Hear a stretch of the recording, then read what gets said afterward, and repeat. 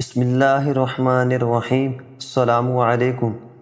حضرت علی رضی اللہ تعالیٰ عنہ فرماتے ہیں کہ میں نے حضور صلی اللہ علیہ وسلم کو منبر پر فرماتے ہوئے سنا کہ جو شخص ہر نماز کے بعد آیت الکرسی پڑھے گا تو اسے جنت میں داخل ہونے سے موت کے سوا کوئی چیز نہیں روک سکتی، اور جو کوئی رات کو سوتے وقت اسے پڑھے گا اللہ تعالیٰ اسے، اس کے گھر کو اور آس پاس کے گھروں کو محفوظ فرما دے گا۔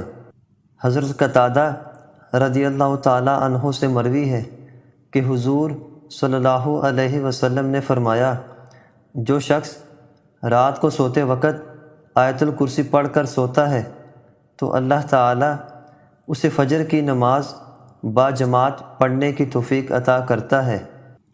حضرت سیدنا ابی بن کعب رضی اللہ تعالیٰ عنہ سے حضور صلی اللہ علیہ وسلم نے پوچھا کہ اے ابی بن کعب، یہ بتاؤ کہ قرآن پاک کی سب سے عظیم آیت کون سی ہے؟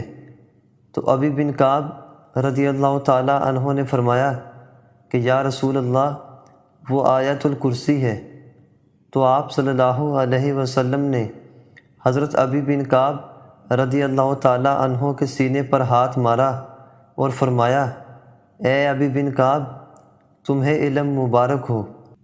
حضور صلی اللہ علیہ وسلم نے فرمایا، جو شخص سوتے وقت آیت الکرسی پڑھ کر سوئے تو صبح اٹھنے تک اللہ تعالیٰ اس پر 2 فرشتے مقرر کر دیتا ہے جو اس کی دیکھ بھال کرتے ہیں۔ آیت الکرسی پڑھنے والا شخص شیطان کے شر سے محفوظ رہتا ہے۔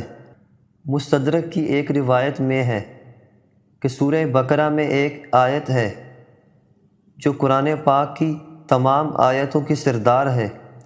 وہ آیت جس گھر میں پڑھی جائے اس گھر سے شیطان نکل جاتا ہے، اور وہ آیت الکرسی ہے۔ حضور صلی اللہ علیہ وسلم نے فرمایا، آیت الکرسی اللہ نے مجھے عرش کے نیچے سے عطا کی ہے۔ اللہ تعالیٰ نے مجھے خاص تحفہ دیا، مجھ سے پہلے کسی نبی کی امت کو یہ تحفہ نہیں ملا۔ اللہ تعالیٰ ہمیں ہر نماز کے بعد آیت الکرسی پڑھنے کی توفیق عطا کرے۔